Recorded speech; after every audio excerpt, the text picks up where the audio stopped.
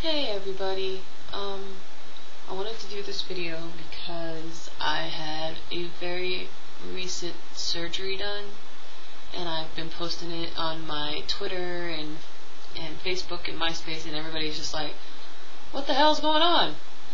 So, I guess I'll explain the backstory about the surgery that I had yesterday. Back in October of '08, last year, I was, actually no, it happened in August last year. August of '08, I was having my, annual pap smear, women appointment, type of thing. And the doctor checked, did the pap smear, and then she checked my breast. And on the right side, she found a lump on my right breast. And this was a month after having surgery for my thyroid cancer situation, and I was floored. I could not believe that something else was going on, and I completely lost it. So, September of that year, of '08, I had a biopsy done on the lump, and it came back as fibroadenoma, which is it's a lump where a bunch of fiber tissues get together and they form a lump, but it doesn't turn cancerous, and it's pretty good to go. But I didn't want to risk having another benign lump in my body eventually turn into cancer, even though I've been told they're not linked. But that's what happened with my thyroid. I was told it was benign once upon a time, and then it turned into cancer. So I was about to go round 2. However, I was about to go through the radiation treatment in October of last year, so it was recommended to me to just go ahead and go with the radiation and then worry about surgery on my breast another time, because my body would be ravaged with radiation and it wouldn't be able to handle another extreme surgery until maybe a few months later. So fast forward to now, on Tuesday of this week, on the 13th of October of 2009, I went to see a doctor about possibly getting my lump removed. She saw the huge biopsy scar that was left, because I had 2 done in September of last year, one with an ultrasound and one without. You can probably guess which scar is the one from without an ultrasound. It was the one that looks like a freaking pimple. And she felt it, and she said from what she could feel, it was fibroadenoma. Again, I was told that again.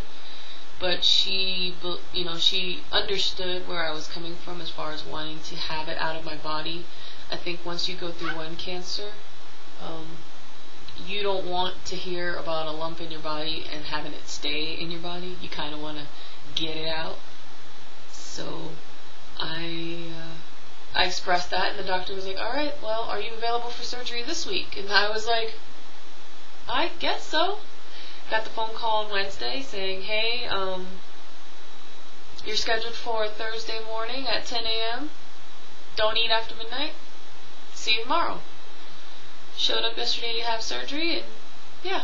So I'll show you what I can show you, because I can't show you everything. But here's some of the bandage from my boob. It only took about 30 minutes for the surgery to happen, because it was a really small lump. I mean, you could barely tell it was there, but it was there.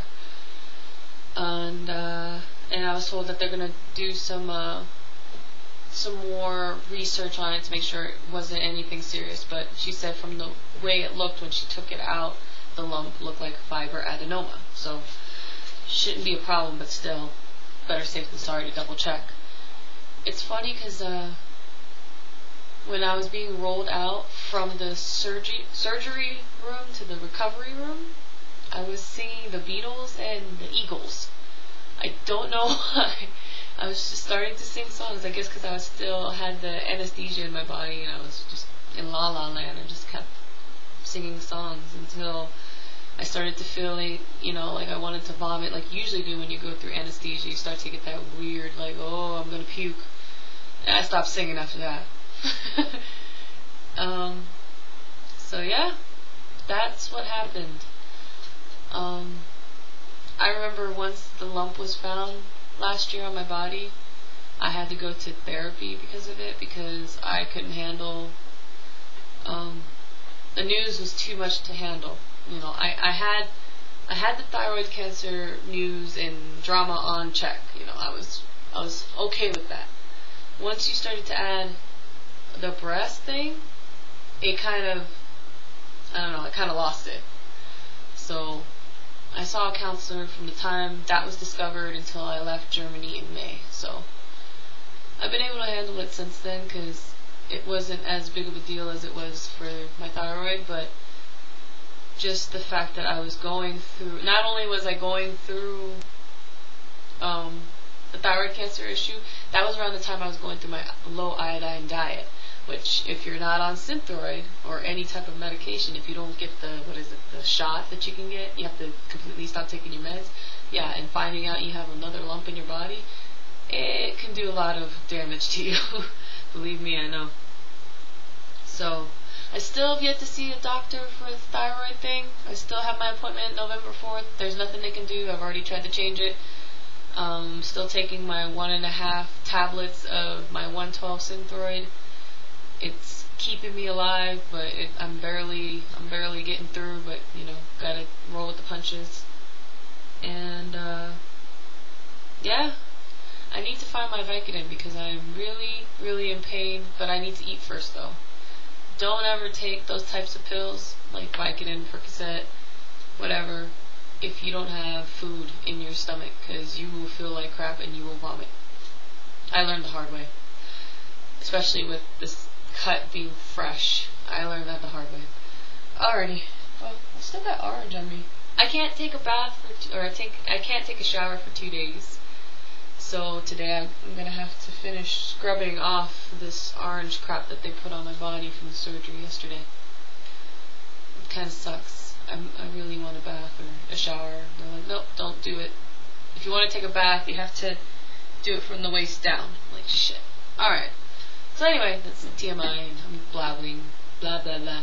So that's all I got. My life sucks, but I'm doing the best I can. I hope everyone out there is doing the best they can, and yeah, I'll talk to you later. Bye!